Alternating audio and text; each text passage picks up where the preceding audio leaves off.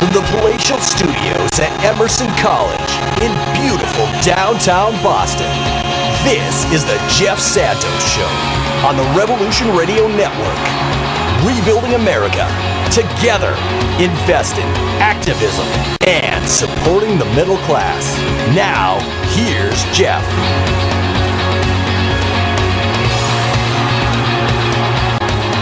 Thank you, Shane, and good afternoon, Americans, and welcome to the Jeff Santos Show. It is Election Day 2016 in the Commonwealth of Massachusetts and 11 other states around the country. Welcome to the broadcast, folks. A big day today, March 1st, 2016. Welcome to the new month. Welcome to a big day in the world of primary politics. Not the D-Day. I think that comes on the 15th of this month, but a big day nonetheless. Well, that's a new sound for our next guest because it's all about Seattle. And, of course, the band Nirvana kind of reintroduced Seattle to America back in the late 80s and early 90s. And we are obviously reintroducing Mark Taylor-Canfield to some of our audience. He, of course, great journalist from Puget Sound in the great Pacific Northwest, and that is how we introduce our next guest, Mark Taylor-Canfield. Mark, great to have you on the show, and I hope you like Nirvana. Oh, of course. How could you not like Nirvana? That's one of the reasons I moved to Seattle, is because of the amazing music scene here, being a musician myself. But I'm reporting from warm Seattle. I can tell you that this is the warmest February I can remember in Seattle. Like, we barely even had a winter. And, of course, no snow at all this year. I mean, usually we get at least a little dusting of it, but nope, no snow this year. You have to go up to Snoqualmie, to the passes and the Cascades to get the snow. And at the ski resorts, they have tons of snow. But here in Seattle, no, it's been warm and not a very cold winter at all, Jeff. Usually February is clear, sunny, but kind of brisk and cold. This year it's been rainy and warm. Well, here's something to tell you about, I think. And I climate change is not going away. And obviously what is happening, we've had similar warmer weather here as we, today being March 1st, it's, been in the 50s today. It's crazy. But there's no doubt that there's deniers, and we obviously need to take care of those deniers and put them back in the caves where they belong. But I want to talk to you about not the Caveman Party, which is known today as the Republican Party, particularly with Chancellor Trump. But I want to talk to you about the Democratic Party and what we are seeing in the movement of the party and pushing the party away from the progressive community, which is where the excitement is, which is where the base is, which is where the future is, to this sort of triangulation Democratic Party. We have reports that Bill Clinton is making his way around the Commonwealth of Massachusetts today. They expect to be a very close race today. And some of his Secret Service detail is holding up lines in my hometown in New Bedford. This is not good for democracy. It's also not good for the Democratic Party to be playing and using tactics of delaying and trying to have somebody like the former president of the United States in and out of the ballot box, and people who want to vote primarily for the other guy, are being delayed in line. Not a good thing for democracy. Secondly, we have a situation going on where a lot of the mainstream media are using this idea that the fact that superdelegates are all in Hillary Clinton's pocket. So they put up these chyrons, and as you know, people watch media today, television. They look at the screen for a few seconds, they switch the channel, and they go on. Well, if they see that it's 428 to 28 in terms of all delegates put together, but most of those delegates, a good 375 of them, are all superdelegates. This, to me, is once again, a destruction of democracy. People aren't getting the right information. So I ask you about that, and we've talked a lot about media and progressive media and the lack of it in this country. Your thoughts, my friend? Well, the honest truth is that Reporters Without Borders ranks the United States as 47th in the world in terms of press freedom. They're getting ready to come out with a new 2016 report, so who knows, but we've been steadily slipping on their end-of-year review, this advocacy group for journalists around the world. As far as, some of the good news today, Jeff, is that the results, according to the Boston Herald, the results from Boston are higher than expected, with 14% of the voters already casting their votes by noon today. So Boston is bringing people out, but there's another question here too, which is the serious lack of participation in voting itself. Walter Cronkite was saying in his autobiography, Life of a Reporter, that he questioned whether the United States could claim to have a democracy when voting participation was so low. And then I was tweeting about the Bipartisan Policy Project, saying, that in 2012, 93 million eligible Americans did not vote in the election.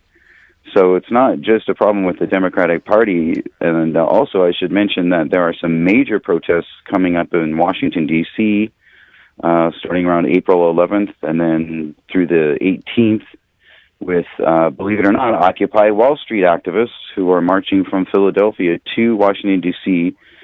to demand a cleaning up of the election system. And in this post-Citizens United Big Money campaign system, they're saying it's corrupt. And then also, MoveOn.org and some other groups are going to be holding rallies and workshops in Washington, D.C. between the 16th and 18th, calling themselves the Democracy Awakening. So democracy spring in America, I guess, Jeff. People are not happy with the system. The Democrats themselves, yes, relying on this super majority, only as not a super majority, as super delegates. I mean, I don't know. Do they show up in superhero costumes with a fanfare? I'm not sure. I think they do, yes. For some reason, some delegates who are, former governors of states and high-ranking Democratic officials are considered more important than those folks who show up at the caucuses or vote in the primaries. So that's another issue that people are talking about. But, man, I do know that the Bernie Sanders campaign has been a pro-democracy movement in a lot of ways and has brought a lot of new voters into the process, a lot of young voters, and is speaking some truths that people are not used to hearing during a U.S. presidential election. So that in itself has been an amazing change in the Democratic Party. Whether he can, win the battle within his own party and in some cases against his own party remains to be seen. But he's definitely changed the political dialogue at this point. And as far as the Democrats are concerned, I think, yes, there are a lot of progressives in the party, a lot of members of the progressive Washington State Democratic Party caucus who would like to see a move towards a more progressive Jim McDermott style, maybe even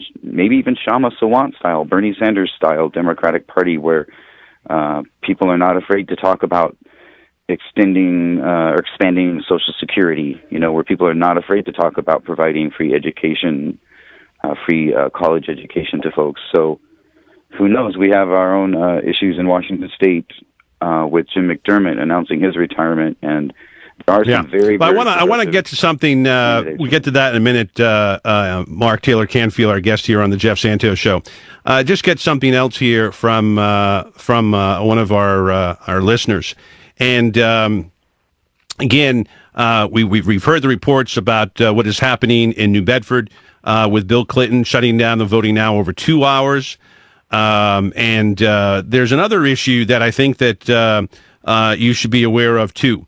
And this comes right from the Democratic Party, from Debbie Wasserman-Schultz, Mark. I reported this earlier. According to the Huffington Post, Debbie Wasserman-Schultz is conspiring with Republicans to water down the Consumer Protection Agency that, of course, was the idea of President Obama back several years ago to appoint her. The Republicans and Democrats, of course, Democrats were in power back then, did not, in the Senate anyways, did not want to have it happen. Now she's conspiring with Republicans who are in control of the House and Senate to do just that.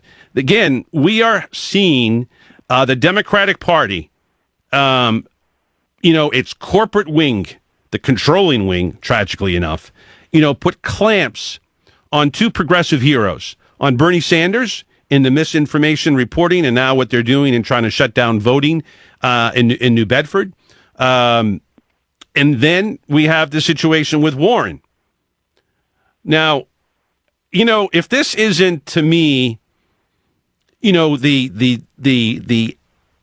basically the wing of the corporate wing of the Democratic Party trying to destroy progressives and make it just like the Republican Party, except more socially acceptable when it comes to choice and gay rights and obviously understanding of minority rights too.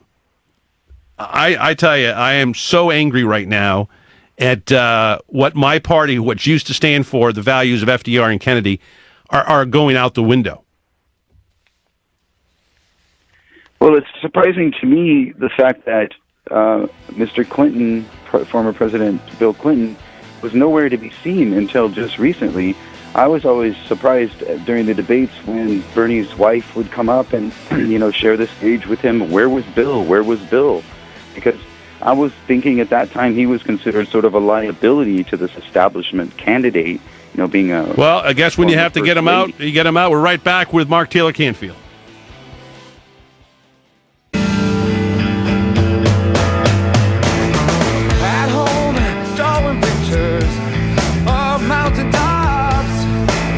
Well, if you have Nirvana, you got to have Pearl Jam too, right? We're talking with our good friend from the Pacific Northwest, Mark Taylor-Canfield, here on the Jeff Santos Show. Got lots to talk about with our good friend Mark. Look, I just wanted to update folks on what is happening with Elizabeth Warren. We're now being told that the person running against Alan Grayson in Florida, Patrick Murphy, is also a sponsor. I mean, this is corruption 101. This is where the Democratic Party, where, by the way, today, Mark, 20% of Democrats now leaving the Democratic Party in Massachusetts to go and vote for either independents or to go vote for Republicans, and a lot of people are saying it's Donald Trump. I mean, this is what is happening to the party in so-called progressive Massachusetts, where, with the exception of Deval Patrick, we haven't had a Democratic governor since Mike Dukakis left. And now, where Deval Patrick is working, Bain with Mitt Romney. I mean, this is, to me, a wake-up call, and they may get one, the Democratic Party, if they go with Hillary Clinton and they lose to Donald Trump. The Democrats should definitely realize, that if it comes to winning the White House, they need to face reality and realpolitik, as they say. They need to understand that supporting Hillary Clinton may not get that result for them. And if that's true, then the party better get behind Bernie Sanders if they want to win this election. And so, people in the Northwest where I reside are used to being feeling sort of like a bubble of progressive politics in the country, and we're used to seeing these sort of shenanigans going on the national level with the political parties. So I think we actually have a good chance of electing a very progressive candidate to fill the seat where Jim McDermott is retiring. We may actually get a more progressive candidate. By the looks of it, that's where the support is going, especially Pramila Jayapal, who's a longtime activist and very outspoken advocate of immigration rights and environmental issues and the $15 an hour minimum wage. She was a big supporter of Democratic Socialist Shama Sawant during her election campaign for Seattle City Council. Pramila Jayapal, along with Shama Sawant, came out very early endorsing Bernie Sanders, which is another issue, right? Is all of the congressional delegation and the Democrats in the Congress and the governors around the country who've already prematurely, including Jim McDermott, prematurely endorsed Hillary Clinton on a, quote, unofficial level, but still, it set the momentum for the party. Well, we may be, a little bit of a backlash against that kind of corporate democratic politics, because it looks like Pramila Jayapal is well situated to get Jim McDermott's seat, just given her progressive background.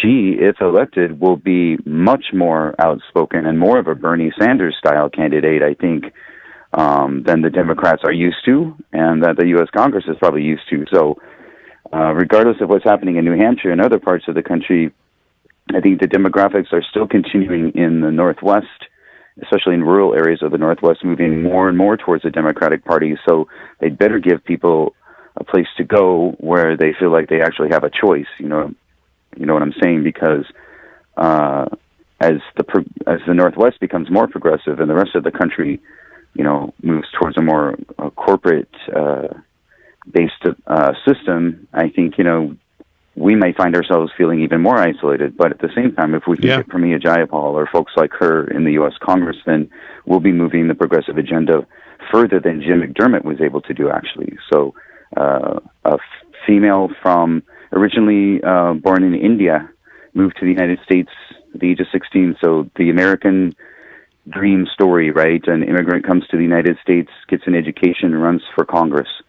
And there you go. She's also, I think, another representation of the changing demographics in the Puget Sound area. Technicians, software technicians, biomed scientists, professionals moving to the Seattle area. And, so there you go. It's like the American dream for this whole new generation of Americans. And she represents someone who understands what it's like to be an immigrant and move to a country that, does have a history of racism and challenges to democracy, and she's right there on the forefront at most of the protests and most of the city hall hearings and debates and meetings on issues like homelessness and environmental issues. So I think she's situated to actually move at least that one congressional seat more towards the progressive side than even Jim McDermott was able to do, which is going to be shocking, I think, to a lot of people around the rest of the country. We're talking with our good friend Mark Taylor-Canfield here on the Jeff Santos Show. I'm interested in getting your thoughts about where we are in terms of young people voting in big numbers. This is something that obviously Senator Sanders is counting upon to help carry his political revolution. What are you seeing in terms of people actually registering to vote who are, 20 years old, 25 years old? What are you seeing there in Seattle? Well, at every Bernie Sanders event I've ever been to, as a journalist, I've seen a big, wide cross-section of age groups, because in Seattle especially, there's a venerable tradition of, white-haired folks who are the main progressives pushing a lot of these issues in the community. But this time around, I see a lot of young people who are really excited by Bernie Sanders and are just now learning and cutting their political teeth with Bernie Sanders as their presumed mentor. So they're learning a lot of their politics actually through his campaign, and I think that is going to change things as well, because you'll have a lot of new young people coming into the process who are Bernie Sanders proteges, who might be thinking a little bit differently about some of these issues. They're especially excited, of course, about his taking on the student debt issue, which has been a major issue ever since the Occupy Wall Street movement. A lot of that movement was pushing towards eliminating these huge debts that we've all experienced, student loans, and then having to work a minimum wage job and not being able to, pay the banks back. I mean, then that goes all the way back to the public bailouts of these Wall Street banks. Well, a lot of this debt money coming from the students for their high-priced education in the United States, a lot of that money is going right back to those same Wall Street banks that were bailed out in 2008. So there you go, it's sort of a corrupt system in itself. But yeah, a lot of young people, a lot of new voters. I know there's another Seattle music industry event happening, which of course involves a lot of young people, and that's happening on March 4th. Another Bernie Sanders fundraiser sponsored by musicians, DJs, and all right. Well, thank you so much, Mark. We're going to run. It's the Jeff Santos Show. Back after this.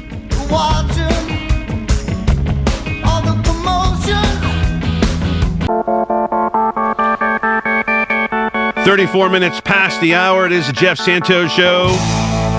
772-925-8206. The phone number to join us. You can email me, Jeff at revolutionboston.com. Our next guest was the DNC vice chair of the Democratic National Committee.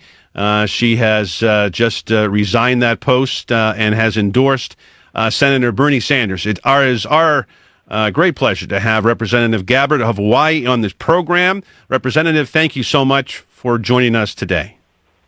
Aloha, Jeff. Great to talk with you and your listeners today. Thank you. Well, it is great to have you on the show. I must say I give you so much credit because we have so few Democrats today, that are willing to take on the power brokers in the party. And I think that you spoke up about what I thought was a ridiculous way of running the debates. Right. I used to jokingly say that this was the Democratic Party, a.k.a. the Lawrence Welk Invitational, because years ago, Lawrence Welk was on Saturday night at 8 o'clock, and that was about the only time we could have any debates. Talk to me about that and frustration, because I know that other folks, including Mr. Ryberg, the former mayor of Minneapolis, was also concerned about this. Talk to me about the frustration there on that very issue. Yeah, Jeff, when you look at what's at stake in this presidential election, as the country will go through this process to say, okay, who will be our next commander-in-chief, and the incredible responsibilities that go along with that, we've got to be able to open the doors and increase engagement, increase the debate, really get down into these issues and question these candidates in a tough way about the positions they've taken, as well as their past track record and what that means and speaks to what kind of leader they'll be. I think, a lot of the frustration that people have around politics is, during a political campaign, you say one thing, you get the job, you end up doing another thing. And that's where I've been looking at each candidate's record, and I think it's important for us to say, okay, you can hear the words, but you know what a person will do in the future really by what they've done in the past. So with the debates, I just thought, limiting it to 6 debates, first of all, seemed like far too few. But really the egregious thing was the exclusivity clause, they called it, this idea that the DNC would punish presidential candidates for going out and participating in a so-called unsanctioned debate by not allowing them to participate in any one of the 6 DNC debates. Let these candidates, they're big people, they can handle it, let them make their own decisions about, what debates they want to participate in and what constituencies they're engaging with. And so as a result of R.T. Ryback and I raising this issue, and I think the huge conversation that sparked throughout the country, we had, I think, an additional 4 Democratic debates added. We had a number of other town halls and forums added, which I think is absolutely a positive thing and progress. Well, there has been a low voter turnout on the Democratic side thus far. We'll see what happens today with Super Tuesday. But the fact is that when you don't have the opportunity on a Tuesday, Wednesday, or Thursday night for a good part of the situation, a good part of the calendar, and the Republicans do, and of course there's a circus there led by the chief clown, Mr. Trump. But the fact is that there is not really a fair balance of getting the information out to the voter, and that obviously would connect the dots here. Your thoughts? Exactly, Jeff, and that's been one of my central frustrations. Going beyond the issue of debates and how many and those kind of process and machinery issues is the fact that in these debates and really in interviews, a lot of the big mainstream media has not really pushed on the issues of war and peace with presidential candidates on both sides, and really talked about, okay, what are the implications of different things they're proposing? What will the cost on our country be, both in our American lives as well as American treasure? What will the consequences of these policy positions be? And that was the central reason, the sole reason why I resigned from the DNC, because of that frustration and not seeing these issues talked about enough. And, understanding the high stakes, I couldn't stand on the sidelines any longer when in our Democratic primary, there's a very clear contrast in what kind of commander-in-chief Secretary Clinton would be versus what kind of commander-in-chief Bernie Sanders would be. And I think that's really what's important. And I hope people will consider, and your listeners, before they go out and cast their votes today. Well, I want to get into that because you served in the military, you served in the Middle East, and in Iraq, and this to me is a huge story that is underreported by the mainstream media. Exactly. That to me is outrageous. Actually, that we spend so much time on the horse race and on delegates, including the superdelegate nonsense. That's another issue we can get to. But is the issue of this crazy idea, and then we had on Mr. Benjamin, who's one of the architects and advisors to Secretary Clinton. They're trying to do a no-fly zone. As you well know, when you have a no-fly zone, that would be against a military that would have an air force. Well, the ISIS doesn't have one. So now they say, well, we're not actually going to go after ISIS with the no-fly zone. We're going to go after Mr. Assad. No fan eye of him. But the fact is that now goes in and brings in Russia. So now we're fighting two enemies in an area that's pretty small. I mean, this is crazy stuff. In the meantime, what happens to the rest of this country when it comes to investing in education and healthcare and everything else? Your thoughts? Jeff, you have said it perfectly. The central issue of war and peace and what our next commander-in-chief will do is does not only speak to the cost of those military actions. It's directly linked and speaks to our ability or inability to invest in our communities and our country here at home when it comes to education and healthcare and opportunity and improving infrastructure, all of the things that we need desperately here in our country and that we've seen diminish significantly because of the resources that our country has dumped into these interventionist regime change wars in Iraq, in Libya, and now in Syria. And this is where there's the contrast between Secretary Clinton and Senator Sanders. Secretary Clinton has shown through her record, both through her vote and championing getting into the Iraq war, to being the chief architect and an advocate for the overthrow of Gaddafi in Libya, resulting in chaos, a failed state, and a place where now ISIS and Al-Qaeda have a stronghold where they didn't have before.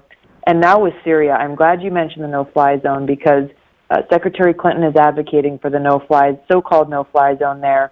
Senator Sanders, President Obama, leaders in the Pentagon have all been opposed to that no-fly zone because of the reasons that you just said. It not only doesn't deal with ISIS, it will actually strengthen ISIS, and it will put the United States in a very precarious position at being in direct conflict with Russia. And if you look at the implications of that, it's not only, okay, well, what will happen in this country called Syria? You have a U.S.-Russia conflict. You're talking about global and nuclear implications. So this is where the stakes are very high. Secretary Clinton has not been in a position where she's been made to answer and explain her position, and is she ready to go to war with Russia? What I've seen when she's been asked, she said, well, I don't think it'll come to that. Well, guess what? As a commander-in-chief, you don't get to just write that off when you have so much at stake. You've got to be prepared and have the foresight to be able to say, if we take this action, these are the consequences. This is what the cost will be, and does that best serve our interests as the American people and our safety and our security? And that's really the bottom line. Talking with Representative Tulsi Gabbard of Hawaii here on the Jeff Santos Show. Congresswoman, I not only agree with you on this, but to me, it is outrageous that we don't know what the complications would be. Secretary Kerry, and we'll take your answer when we come back from the break, has worked his behind off to get this Iran deal, and of course the Russians are involved in this as well as Iran, and all of that would go away if indeed we were to go after the Assad and go after the Russians who are obviously supporting Mr. Assad because they have a military base there.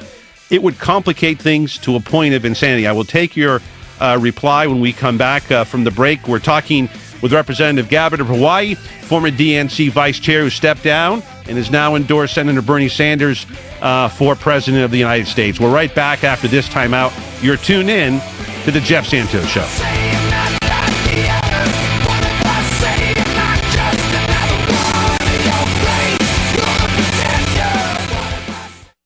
If you're over 50 and concerned about any of the following, stay tuned for an exclusive free bottle offer. Are you concerned about your heart health? Are you interested in healthy brain function? What about joint comfort? Well, if you answered yes to any of these questions, we want to send you a free bottle of Krill Omega 50 Plus. Krill Omega 50 Plus combines krill oil with ultra-pure fish oil in one tiny pill. And it promotes your joint health, your heart health, your arteries, brain function, and even your eye health. Best of all, you can get a free bottle of Krill Omega 50 Plus today. Just pay for shipping and we'll send you a free bottle. Experience the miracle of Krill Omega 50 Plus. Call now for your free bottle. 1-800-242-9967. That's 1-800-242-9967. 1-800-242-9967. Again, call now. 1-800-242-9967. Kid,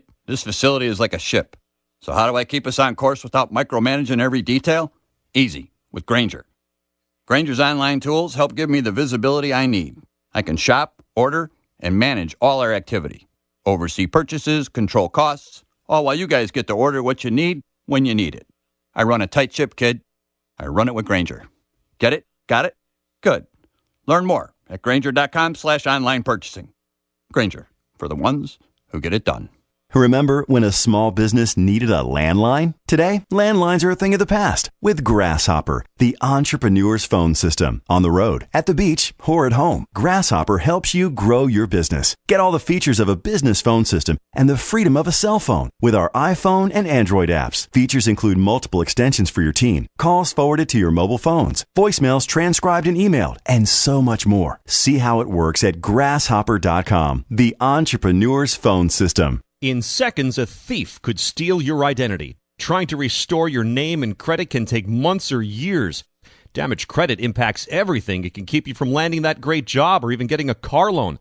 That's why I've got LifeLock Ultimate Plus Identity Theft Protection. LifeLock protects me in ways credit monitoring alone just can't. Watching out for my accounts, credit, and name. No one can prevent all identity theft or monitor all transactions at all businesses, but LifeLock Ultimate Plus provides LifeLock's most comprehensive identity theft protection. I rest easier knowing my identity and life savings have LifeLock protection. Call or visit LifeLock.com now to experience the LifeLock identity theft protection that free credit monitoring can't give you. Use my promo code Gordon, and receive 10% off your membership at LifeLock.com. 800-916-7170. 800-916-7170. That's 800-916-7170.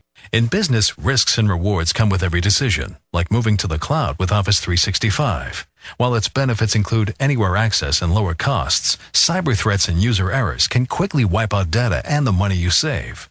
Barracuda Essentials for Office 365 provide an added layer of security and functionality for threat protection, email migration, data recovery, and quality of service. Move securely to Office 365. Visit barracuda.com/essentials to learn more. You don't have to be a retail giant or government agency to be the victim of a costly data breach. If you run a website and collect customer data, your small to mid-sized business is just as likely to be targeted by hackers. The Barracuda Web Application Firewall provides cost-effective instant security against automated and targeted attacks, making this WAF a must-have for your SMB. Reclaim your network. Try a Barracuda web app firewall risk-free at barracuda.com/WAF. There ain't no secrets anymore. My name's been hanging on the hook outside your door. Just to know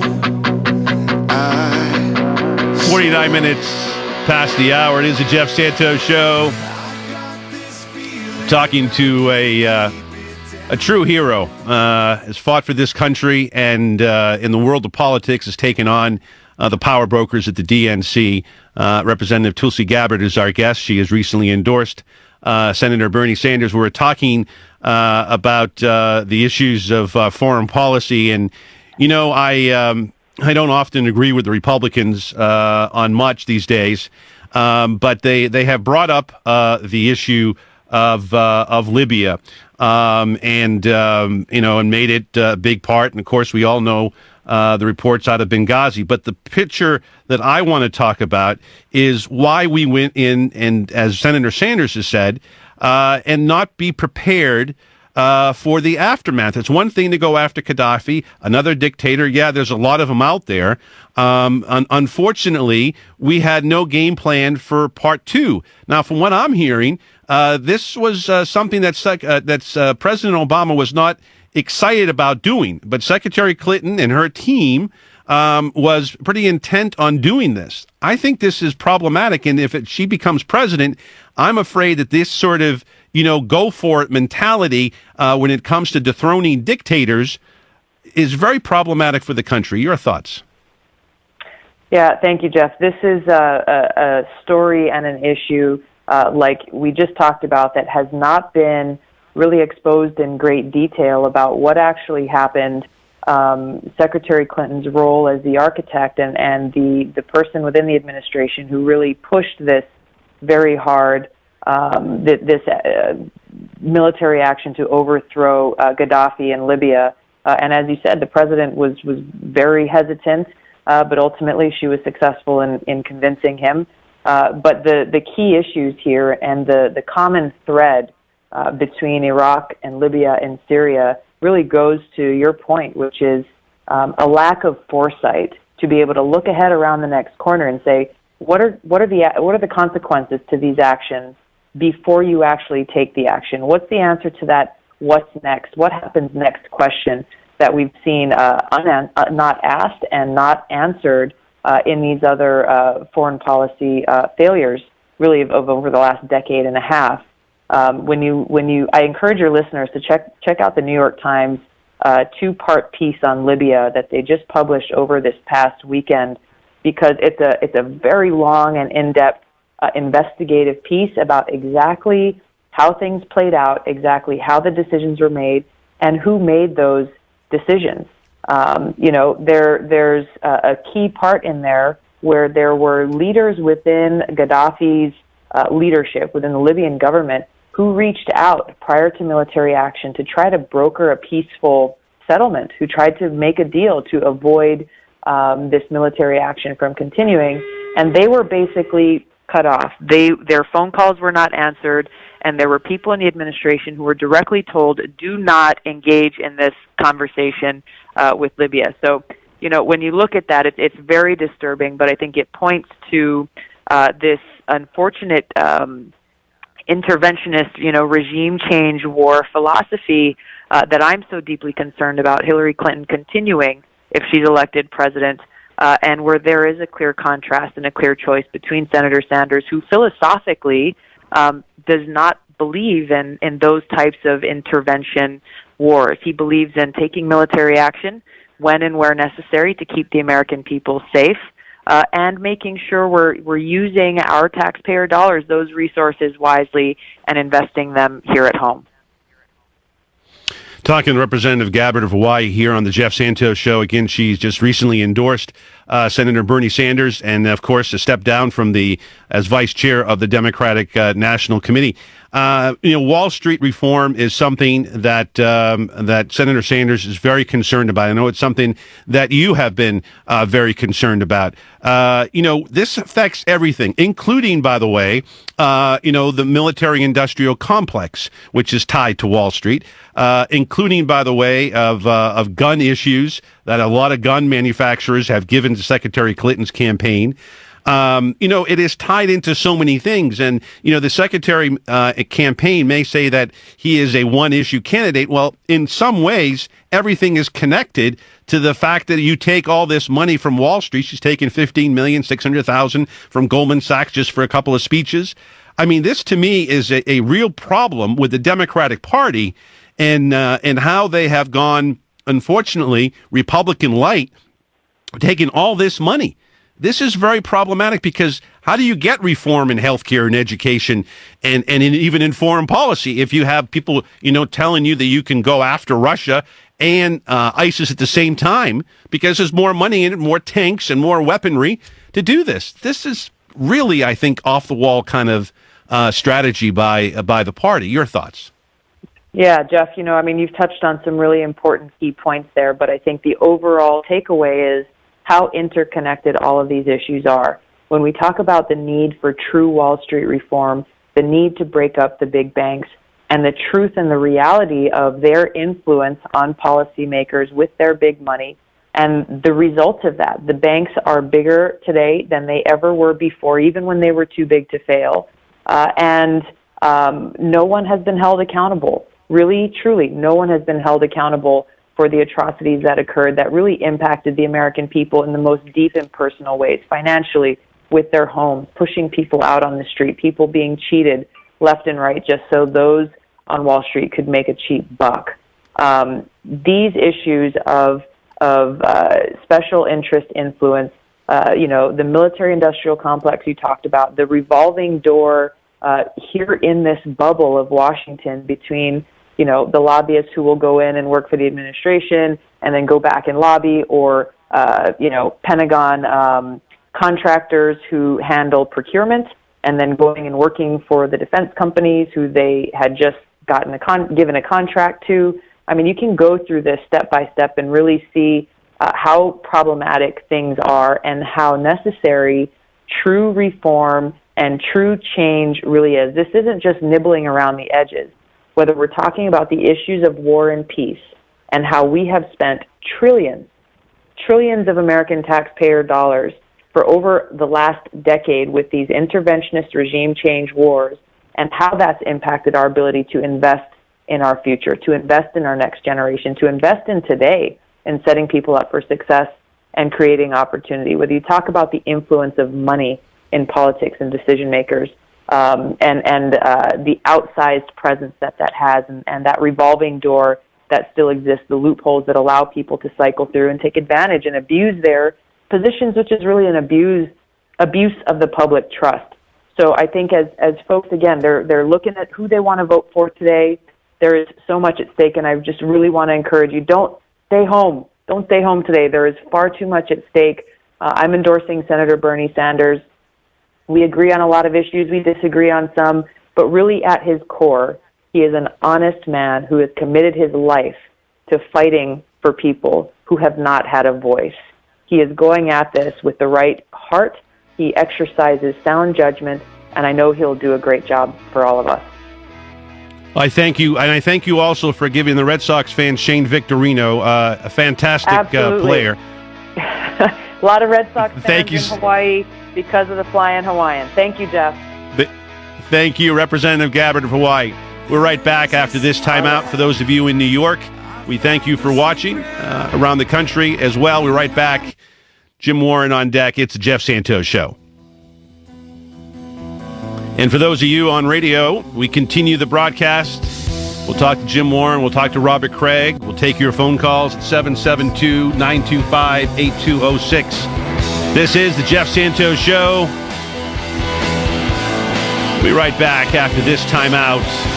We'll keep an eye on what is happening. Boston Magazine now reporting the problems with Bill Clinton in New Bedford, the Secretary of State as well. We'll continue on that. It's the Jeff Santos Show. Back in a flash.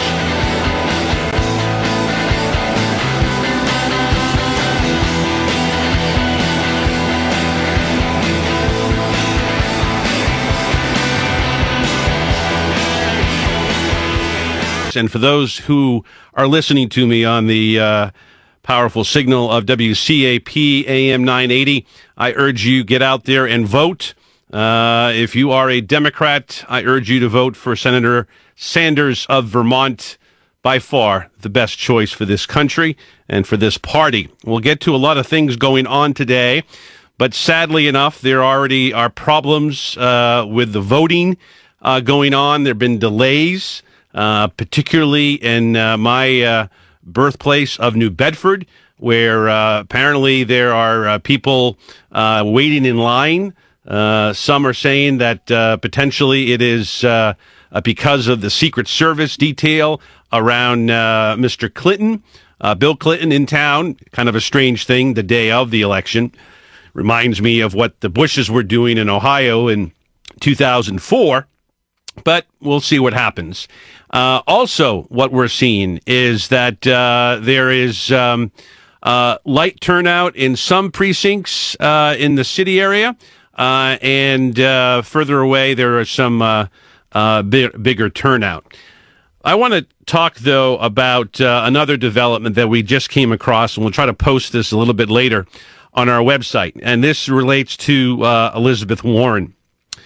Apparently, according to the Huffington Post, there is, as you well know, there has been a lot of hatred toward Elizabeth Warren and her consumer agency that President Obama had appointed her to that couldn't get it through.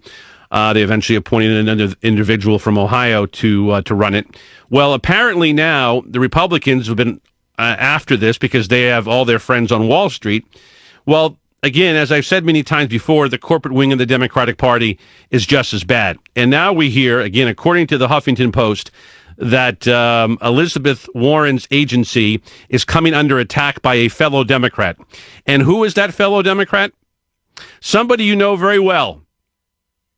Debbie Wasserman-Schultz, conspiring with Republicans to basically say, screw you, Elizabeth Warren, screw you, progressives. We are the corporate wing of the Democratic Party. I have the rules. We're going to work with the Republicans because we really don't represent the average American. We represent corporate America. Look, our good friend Peter from Plant City, Florida, had been talking about Debbie Wasserman-Schultz for a number of years on this program. And I'll give him a lot of credit because he lives in Florida and understands what has happened to that party.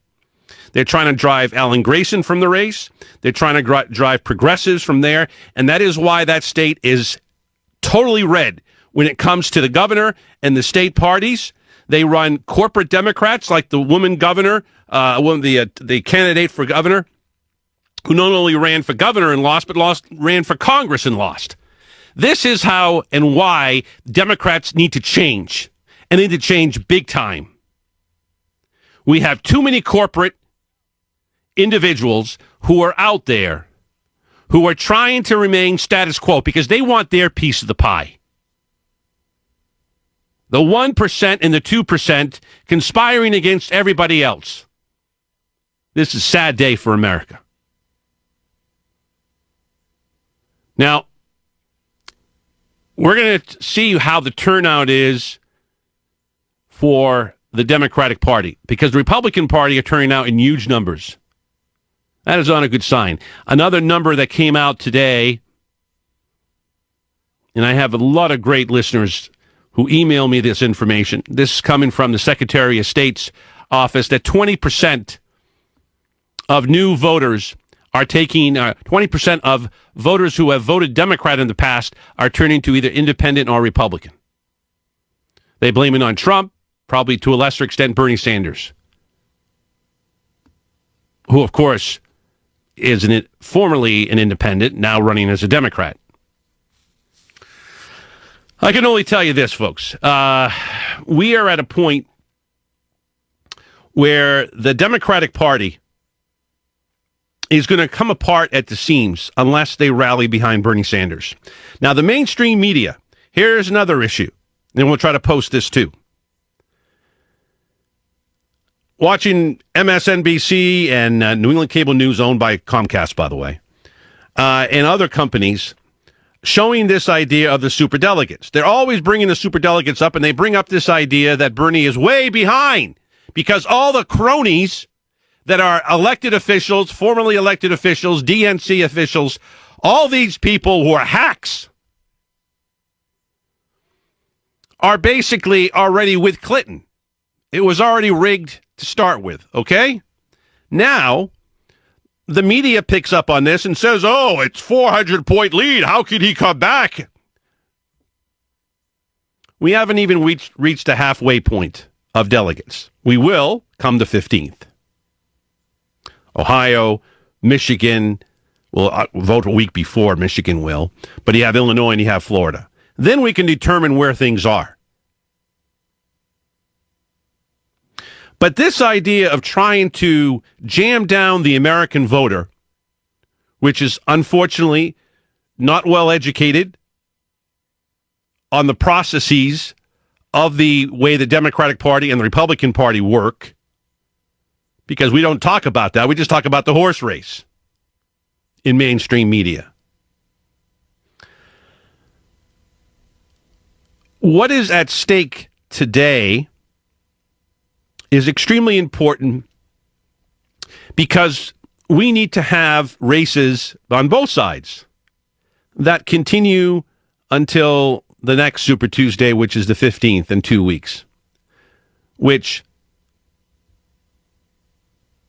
the fourth largest state in Florida, the fifth largest state in Illinois, and I believe it's the seventh or eighth largest state in Ohio, which, of course, is always a swing state. Republicans have to win it, right? And you got Missouri in there, you got North Carolina in there, so there's some major states. Today, Texas is big, Massachusetts is big, Georgia, those are the three biggest. And then there are a lot of others. And again, for those who haven't followed the show on a daily basis, I believe that Senator Sanders will do well in Massachusetts, will do well in Minnesota, Colorado, Oklahoma, and obviously his home state of Vermont. I think Secretary Clinton will do very well in Texas, Georgia, Tennessee, Alabama. And I think that we will see what happens when we come out of today into Michigan and then into the next week. No doubt that the Sanders campaign has to make adjustments, particularly on the African American vote. But I think he is very capable. Last night, I had a chance to watch, again, Senator Sanders at Milton High School. Got to see a lot of you out there. Not only is he an inspiring individual, but you have to understand that the people who are giving him money, now 4 million people, $27 on the average. I've never seen anything like this, folks. And I think that we are at a point right now where we need to figure out a game plan to keep this going, regardless of whether Bernie is in the White House or not, because this is something we have never seen. People participating in politics with small dollars. He's raised more money than any candidate.